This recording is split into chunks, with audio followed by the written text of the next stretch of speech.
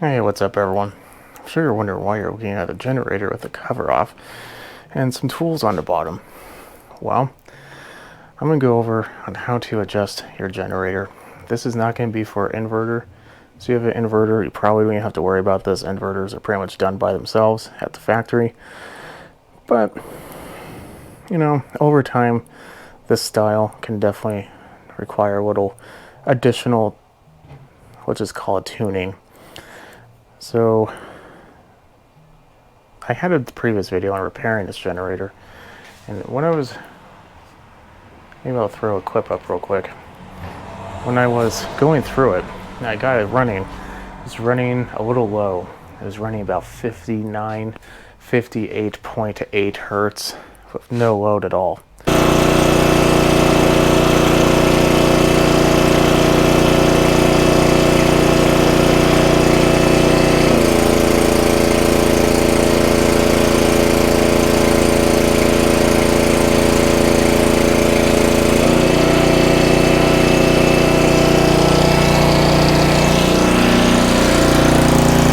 How do you know that? Well, you can get one of these. It's a kilowatt. There's one that monitors like the voltage that you use, and there's also this type. Don't get the other one. The other way is you just get a multimeter, put it into one of the outlets, and continue on from there. As long as it has hertz and volts, it should be fine. Hertz is going to kind of correspond with the engine speed.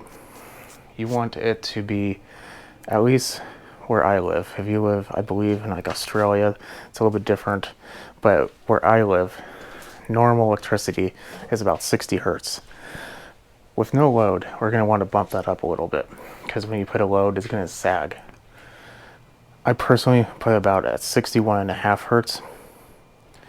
That usually translates for this type to roughly 128, maybe 130 volts. But yet again, when you apply a load, it usually sags. And it goes down to probably like 125. That's a good healthy level. Ideally, it'd be closer down to 120, but this style usually runs a little high. I think what we are going to do, first things first, you have to get a reading. Let's go ahead, connect your kilowatt, connect your multimeter, turn it on, put a load. This is a 1500 watt load. This is a 3000 watt generator. It's 50%. You're going to want to do at least 50%. After you tested that, see what your numbers are. The concerning area is going to be this. For instance, this one, like I said, 59, 58.8 hertz. If I put a load on there, it's half, and it drops dramatically. That's bad. It means your engine's worn. Don't want that. Don't want a worn engine. It shouldn't drop more than a few hertz. If maybe more than one or two, the most. If it goes down to like 56, 55 even, you probably have engine problems. Enough jabbering. Next thing you know, what we're going to do first. Well, now we know it's running to either low or high. Somewhere on the machine there is a throttle adjustment. This one is the reason why we are having the cover off. I don't know if you're going to be able to see it. Probably not. The light's going to get us. See that little post with the spring on it? That post has to be moved back or forth to put more or less tension. So this one's going to be a little bit different. Usually they have a screw located somewhere, usually in the front, not on the carb. Don't mess with that one. Again, do not mess the one with the carb. Mess with the one that's somewhere by the governor setup. Now, if you're getting to a point where you're having to run that thing in all the way, you're going to want to look into getting a new spring, because that spring is probably worn. But if you still have a lot of travel left over in that screw, go ahead, unscrew it if it is too fast, screw it in if it's too low. What is too fast? If there's no load and you're pushing over 62 hertz, I would call that to be fast. I don't like anything above that.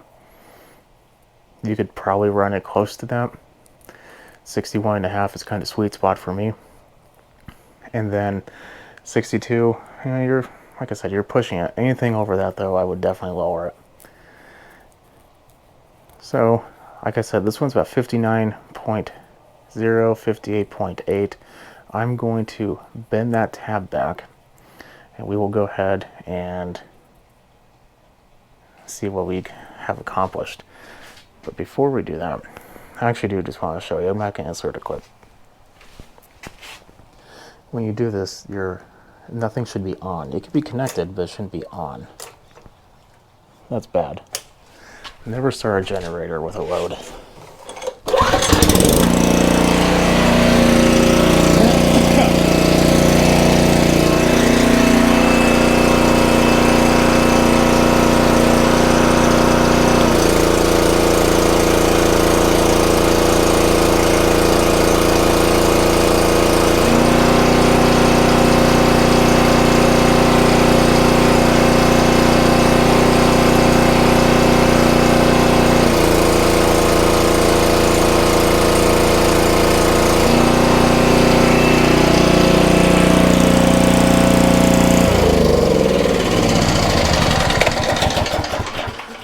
Weird. It's actually a little bit different than it was before.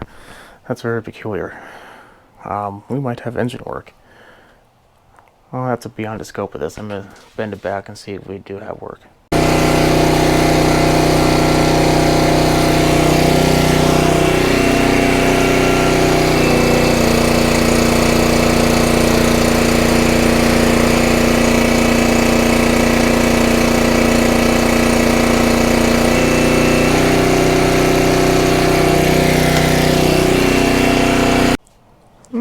There you have it.